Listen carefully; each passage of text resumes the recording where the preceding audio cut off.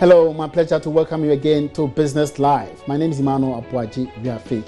Now, coming up in this evening's edition of the program, banking industry players predict disappearance of retail banking within the next 5 years unless bankers embrace mobile banking services.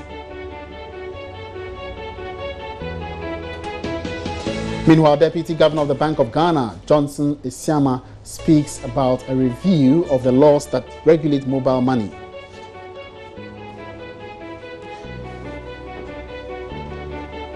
And also in this bulletin, illegal sale of fuel in Kumasi becoming a booming business as perpetrators flout MPA regulations controlling such activities. Welcome once again to the program, and you can get interactive by tweeting at Joy Business GH is our handle, by Facebooking Joy Business is our page, and of course for more business news updates log on to myjoyonline.com/business. Taking a quick break, I'll be back.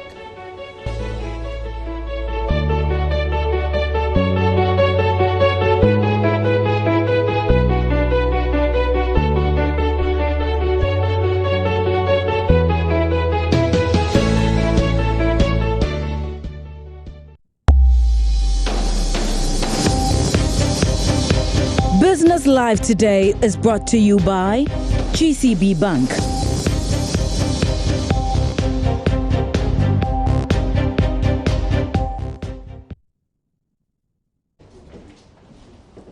Hello again and welcome back to the program. Now to our very first story, banking industry players are predicting retail banking would disappear in the next 5 years unless bankers embrace mobile banking.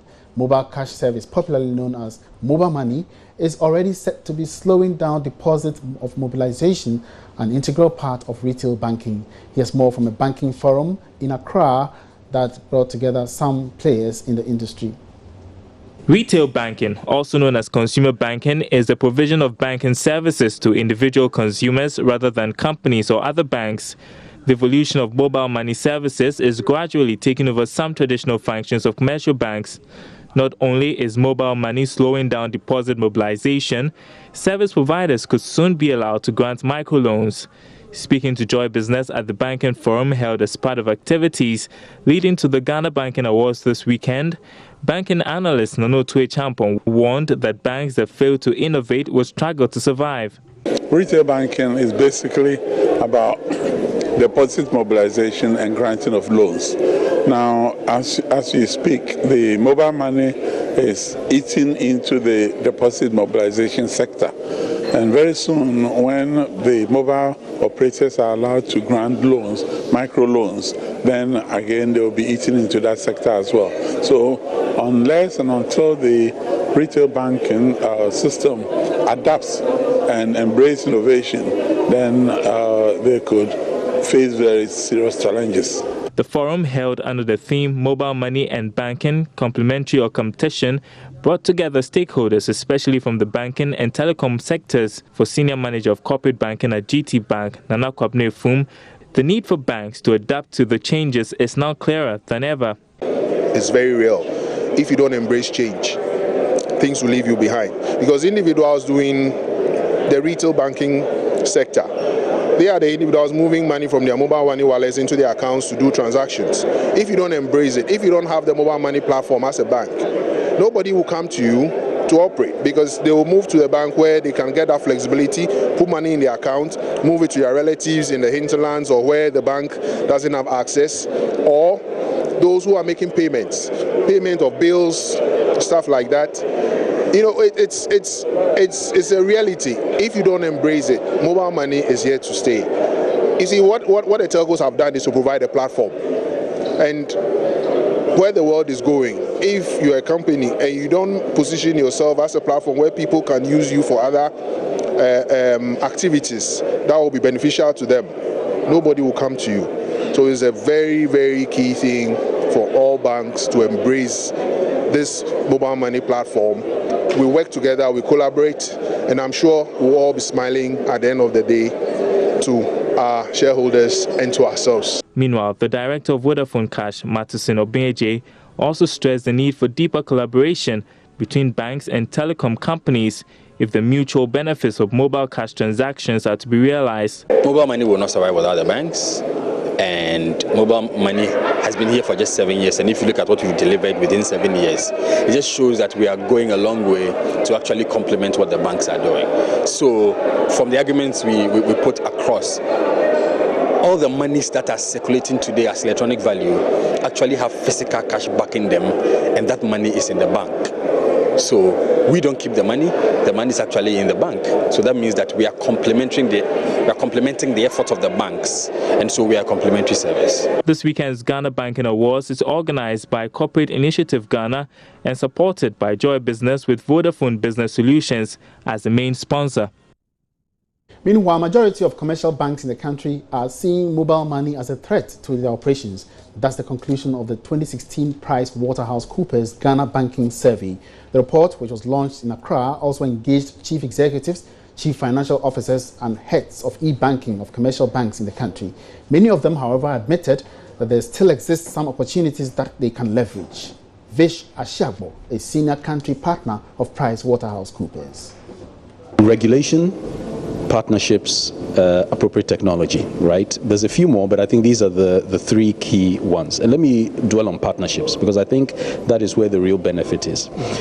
And today we're talking about the banking sector, but in the economy generally, I think businesses have begun to understand the value of partnerships. And what I mean by that is, as a bank, you don't need to be able to do everything yourself. There are other participants in the value chain who, if you collaborate with, if you partner with, can help you achieve value, whilst also, achieving value for themselves.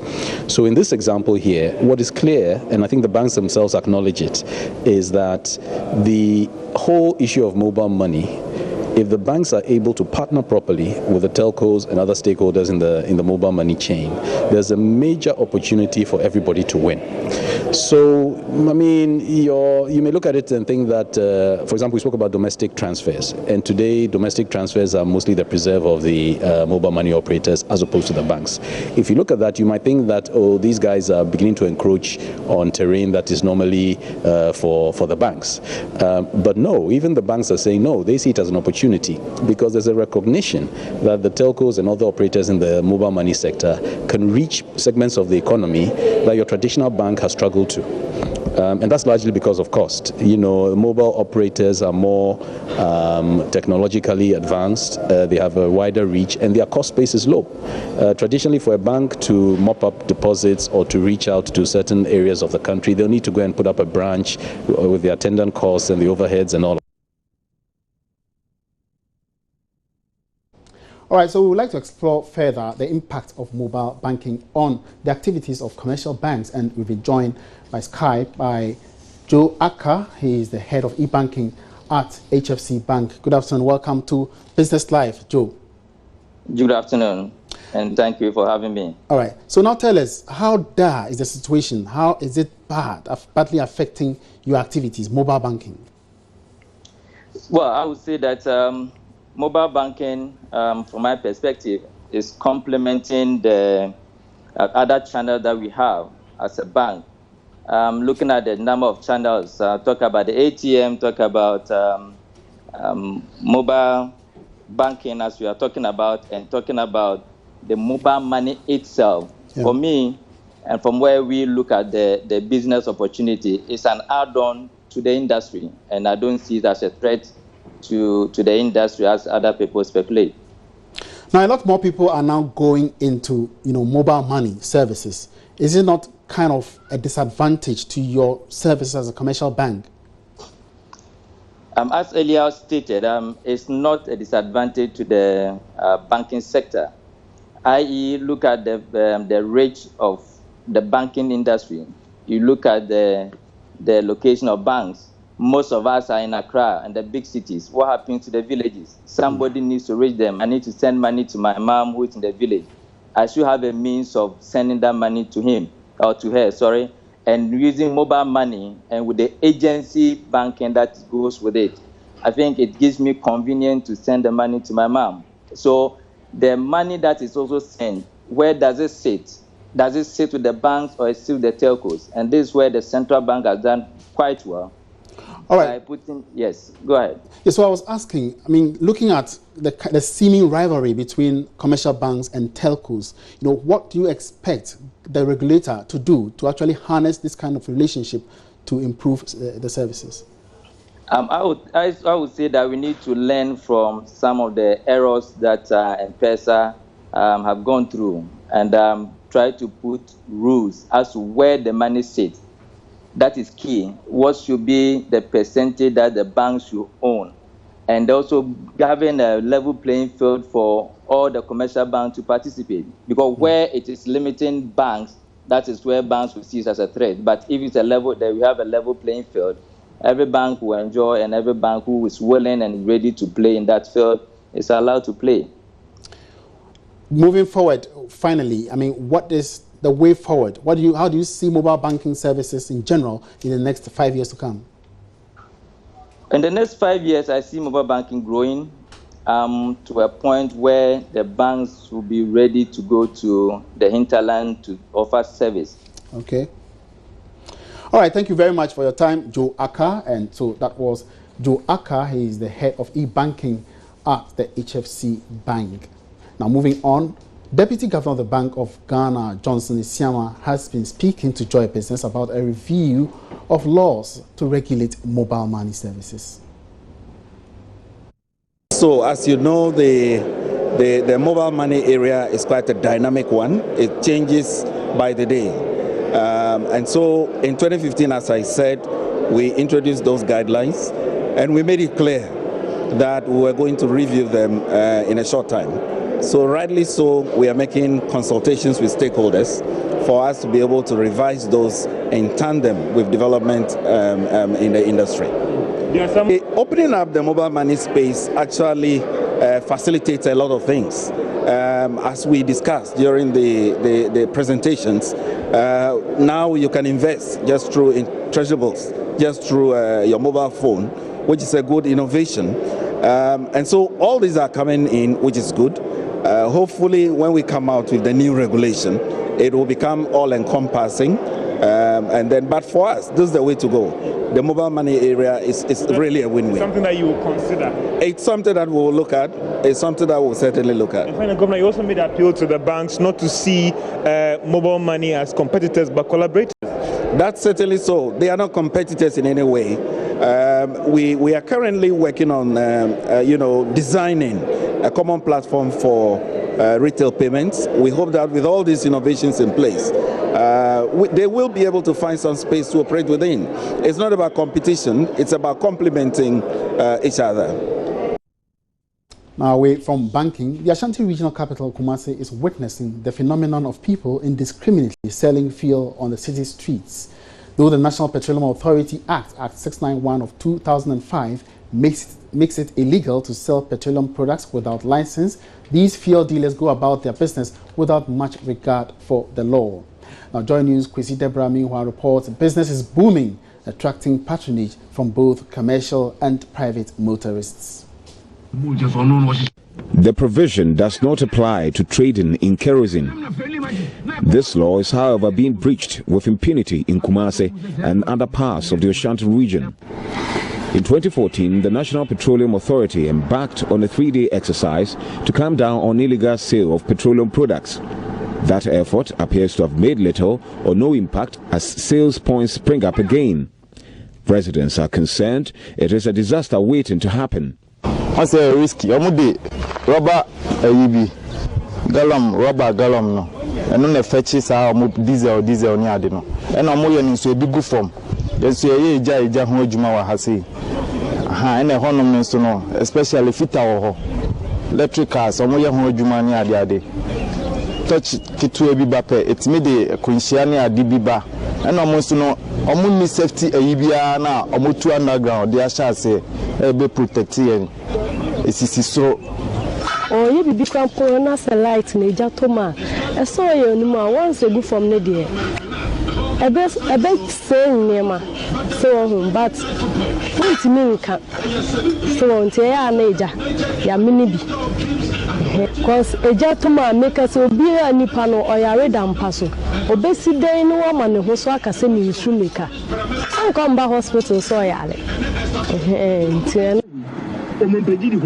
One of the dealers, who would not identify himself, acknowledges the practice is dangerous, but says he doesn't know it is illegal. One of the unsolved puzzles is how these illegal dealers get their supplies, which they are reluctant to disclose. Love News sources, however, indicate fuel tanker and other heavy-duty truck drivers, especially of construction firms, sell to them. The public remains under threat until city authorities and regulatory institutions act decisively to eliminate the unlawful business.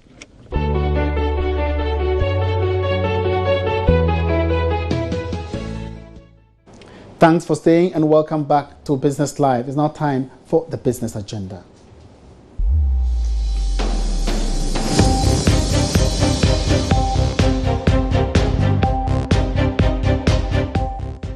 Welcome to the business agenda on Business Live, and today's edition throws the spotlight on business growth, where the Chief Executive of Beige Capital, Mike Nyineku, is calling on government to support businesses that have the potential to evolve into multinational companies and thereby enable them compete on the global stage. According to him, this is crucial in helping them, help address the challenges of unemployment, among others. And in his view, companies that are multinationals have been supported greatly by their governments to become what they are today. If we don't groom our business people to see bigger pictures and dream big so they are able to execute big things, there's still going to be a big gap between us and the world will take us for a run. The institutions that have influence over policy and the big system, and here I'm speaking the government, must identify institutions or small businesses in the country that have promise and can be exploded, and they support them. Individuals themselves also must show that they are worthy of being supported. The government always talks about not having the money. I think it's a two-way thing. Sometimes the money is there. I've had conversations with some persons in government, and I'm beginning to realize it's not just that government doesn't have, but there's also not enough potential for them to pick. Creating the enabling environment probably could include policy formation and execution facilitation. Create the enabling environment by evolving policies that would support industries to emerge, and then also you have procedures that facilitate these industries that have emerged to take advantage of the policies you've created. There's a two-way thing. These companies that you see that it has worldwide acclaim lately, 20 years ago it was not too big, not as big as, it's probably at Kilfuri standards. Mike Nyineku is the Chief Executive of Beige Capital. So what's the reaction to this? Well, financial consultant Charles Mensah agrees supporting such businesses would inure immensely to the benefit of the economy. But for him, the focus should be on agro-processing as well as the manufacturing sectors of the economy. This, for him, would go a long way to help them. But he's again asking government to compel such businesses to list on the Ghana Stock Exchange if supported. It's a good call, but government itself ought to know which sector they will support, which can make impact on people's lives in terms of numbers, in terms of employment. I don't believe the focus was cited as a good example, but if you look at the history of Dangote, almost all the four key areas are he's into: the sugar, the salt, the flour, and the cement. They started as traders, and then they did the backward integration. So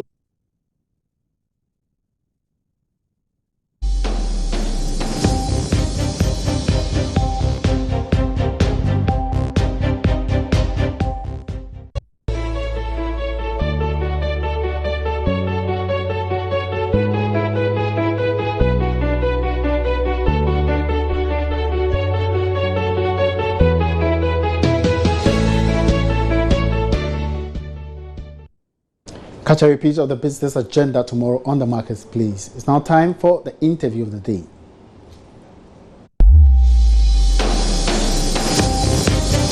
The more of most of these banks, and some, let me not say all, see mobile money more as a threat, even though they also concede that there are some opportunities.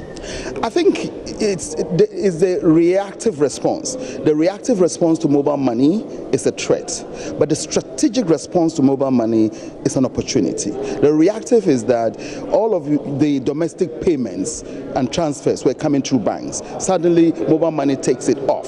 So that's a reactive response, which is a threat. But what level of that represents your business? The strategic response is that it's an opportunity. If we now look at mobile money into the future and the financial inclusion it brings in, the economic growth that comes along with it, the advanced banking products, both domestic and external, that banks can bring to play, is a much, much bigger upside for banks than the reactive, immediate loss of those small transfers. And let's be honest, most banks deliberately, because of the cost of serving those the lower class, had actually taken measures to take those people out of our banking halls.